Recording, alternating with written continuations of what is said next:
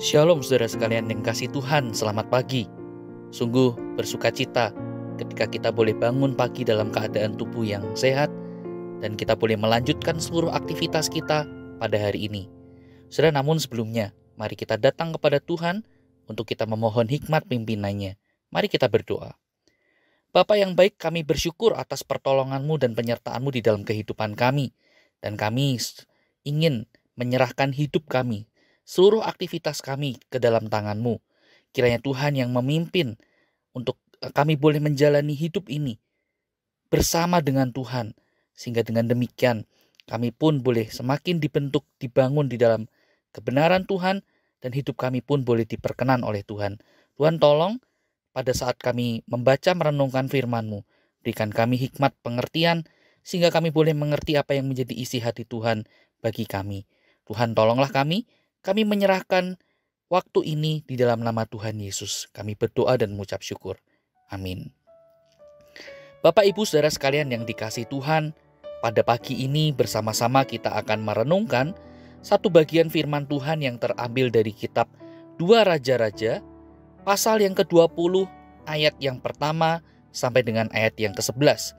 Namun saya ingin mengajak kita memperhatikan ayat yang kedua sampai dengan ayat yang ke-5. Demikian firman Tuhan. Lalu Hizkia memalingkan mukanya ke arah dinding dan ia berdoa kepada Tuhan. Ah Tuhan, ingatlah kiranya bahwa aku telah hidup di hadapan-Mu dengan setia dan dengan tulus hati, dan bahwa aku telah melakukan apa yang baik di mata-Mu.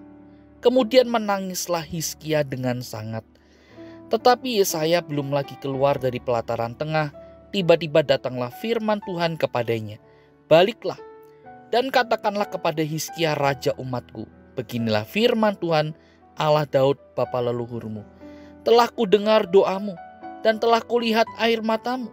Sesungguhnya aku akan menyembuhkan engkau. Pada hari yang ketiga engkau akan pergi ke rumah Tuhan. Sampai di sini kita membaca firman Tuhan. Saudara sekalian kasih Tuhan, Hizkia atau Raja Hizkia adalah salah satu di antara sangat sedikit Raja Israel atau Raja Yehuda yang takut akan Tuhan.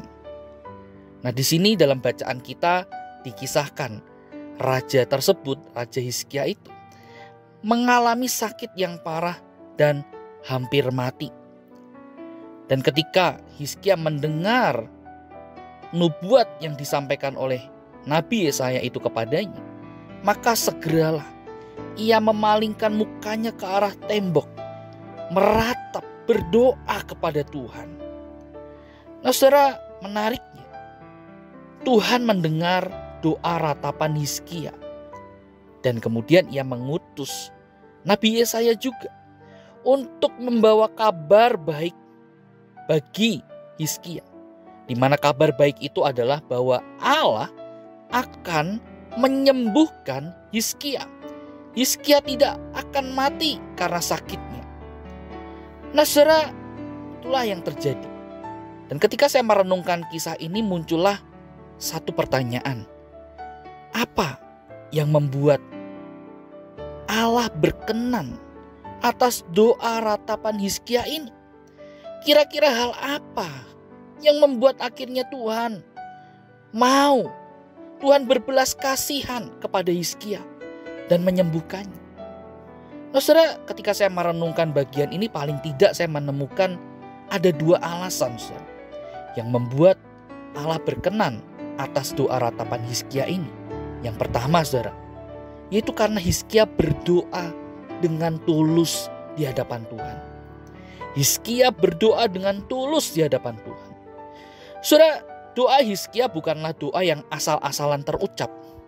Namun, saudara, doa ini adalah ungkapan ketulusan hati Hizkia di hadapan Tuhan.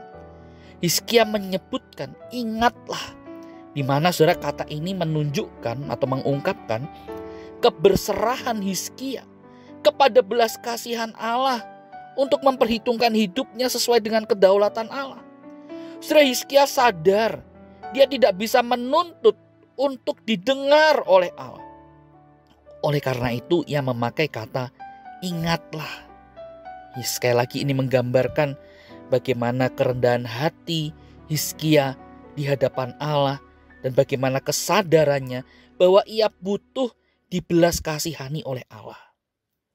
Itu yang pertama, saudara. Hizkia berdoa dengan tulus di hadapan Tuhan.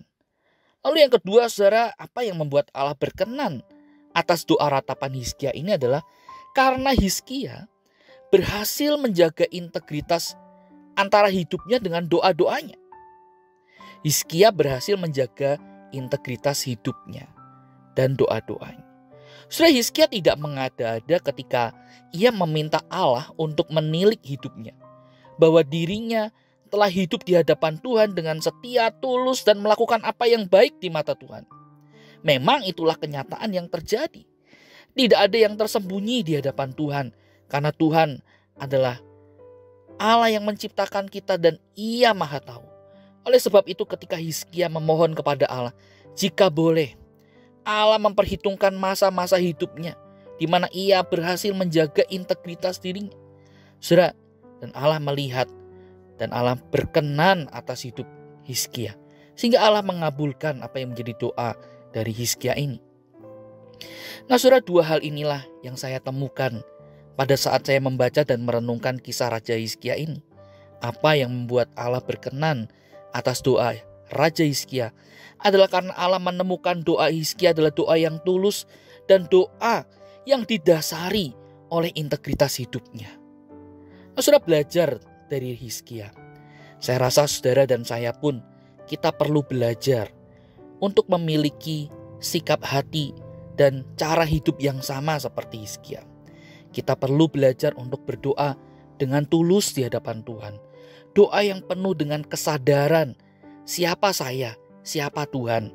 Dan bagaimana kita pun juga perlu belajar bahwa yang menjadi penentu dari segala doa-doa kita bukan diri kita tetapi Tuhan.